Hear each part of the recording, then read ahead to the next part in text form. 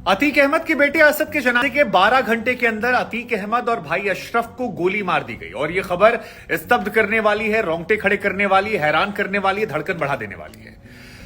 मतलब मैं क्या आपको बताऊं, मैं बुलेटिन पढ़ रहा था आज तक पर और जिस वक्त यह घटना हो रही थी कोई और खबर चल रही थी और सीधी यह खबर आती कान ने बताया था टीवी पर मेरा चेहरा सुन्न पड़ गया। मुझे लगा ये सच नहीं हो सकता। पहले कहा गया गोली चली, मुझे लगा शायद कहीं दूर से गोली उली चली होगी, डराने के लिए कुछ चीजें। लेकिन जब सामने तस्वीरें देखी मैंने तो रूह कपाने वाली थी, कलेजा मुंह को आने वाला था, क्योंकि अतीक और अशरफ को मेडिकल चेकअप के बाद सरकारी अस्पताल से ले जाया जा रहा था। अगल बगल 9 पुलिसकर्मी मौजूद थे और मीडिया के तमाम चैनल जो थे वो उनसे बाइट ले रहे थे। सवाल पूछा गया कि अतीक और अशरफ आप असद के जनाजे में नहीं जा पाए, क्या कहेंगे? और जैसे ही अतीक अहमद ने मुंह खोला और कहा कि असल बात यह है कि गुड्डू मुस्लिम जो है, बस इतने गुड्डू मुस्लिम पे ही एक व्यक्ति करीब आता है और सिर पर, इस तरफ सिर पर बंदूक रखता और गोली मार देता। और क्योंकि दोनों भाई के हाथ में हथकड़ी बंधी थी, अशरफ जब तक हटने की कोशिश करता तब तक अशरफ को भी गोली मार दी और उसके बाद ताबड़तोड़ गोलियां जो हैं वो अतीक और अशरफ को मारी गई, ये सुनिश्चित करने के लिए कि दोनों जिंदा ना बचे। क्योंकि सिर पर गोली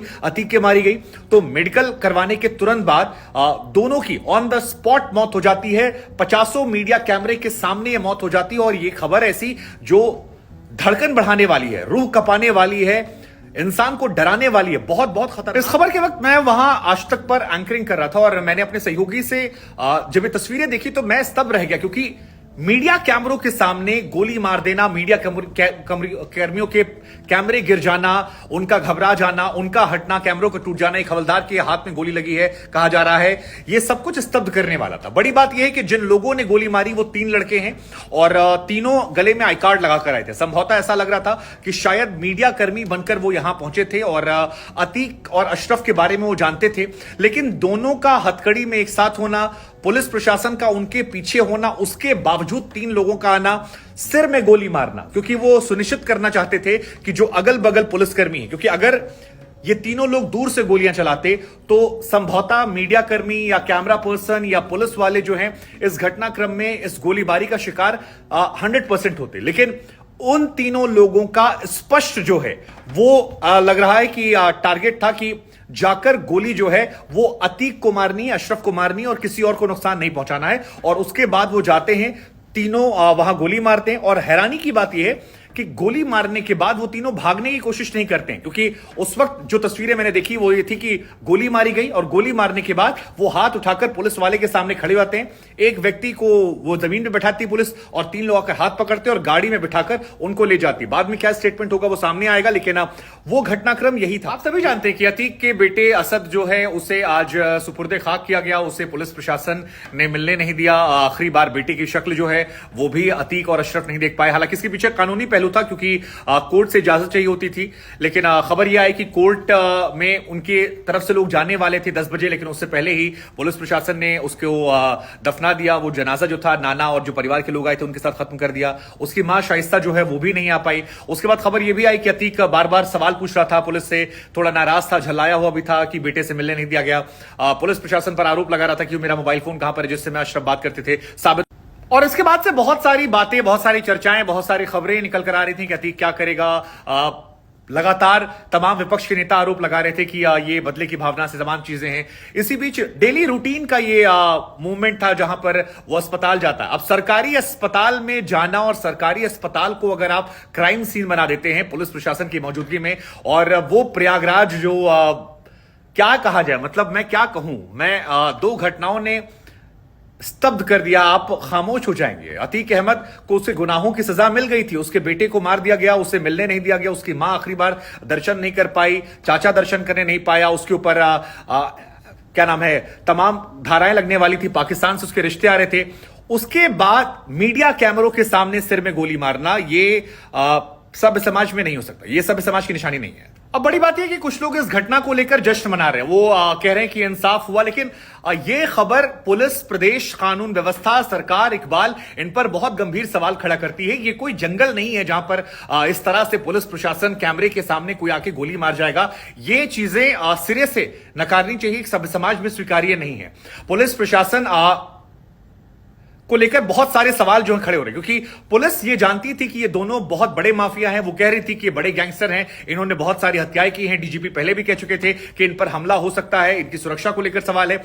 ऐसे में इतने दुर्दांत माफिया, इतने बड़े गैंगस्टर जिनको आप कह रहे थे, उनको आप केवल कुछ पुलिसकर्मियों के सामने खुला छोड़ते हैं और 3 लोग आकर गोली मारते हैं। ये प्रदेश के कानून व्यवस्था को लेकर बहुत गंभीर सवाल है। ये वो जो कह रहे हैं जश्न मनाने की बात, ये वेब सीरीज, फिल्मों, डॉक्यूमेंट्रीज में होता होगा, लेकिन प्रदेश में भय का माहौल इस खबर से पैदा हो रहा है। धड़कनें लोगों की बढ़ रही हैं और ये बढ़नी चाहिए। सवाल पुलिस प्रशासन को लेकर पूछे जाएंगे। हालांकि खबर यह भी आई है कि मुख्यमंत्री भी इस बात से बहुत नाराज है, पुलिस प्रशासन को डांट रहे हैं। वहां पर एक महिला जो है वो कह रही थी कि ये पुलिसकर्मियों की मिलीभगत से हुआ है, अतीक को जानबूझ के मरवाना चाहते थे।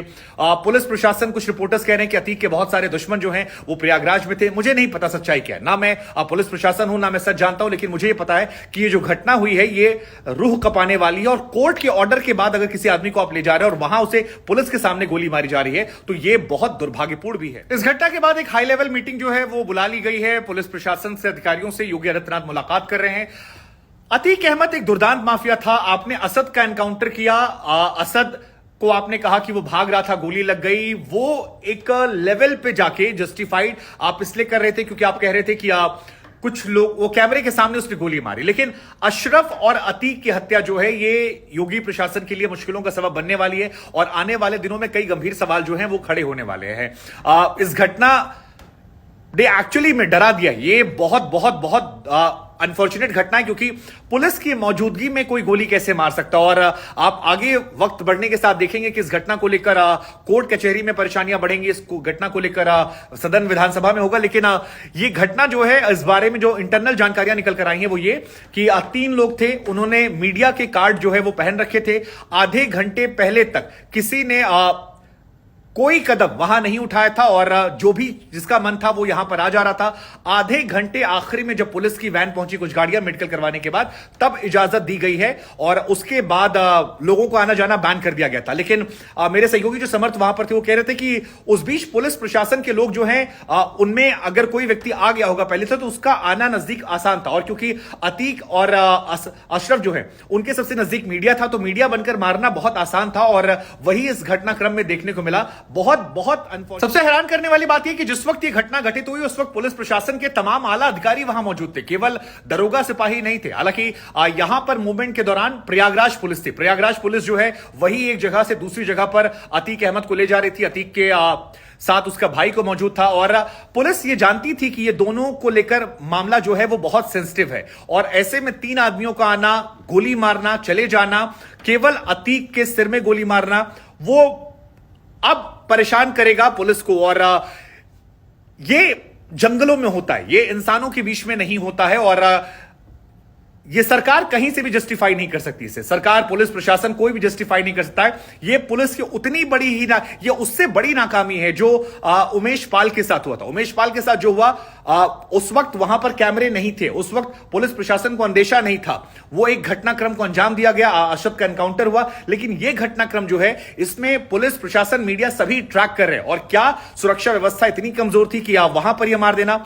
ये खबर उत्तर प्रदेश या देश के इतिहास में हमेशा याद रखी जाए, किस तरह से इस घटना को अंजाम दिया गया, कौन वो लोग हैं, क्या सजा उन्हें मिलेगी, क्या उनके साथ भी ऐसा कुछ होगा। ये सारे बहुत सवाल है। लेकिन एक अनफॉर्चुनेट घटना है और बहुत बहुत डराने वाली घटना है, प्रदेश में भय बनाने वाली घटना है। 3 लोगों का जिक्र है जो फिलहाल खबर आई है।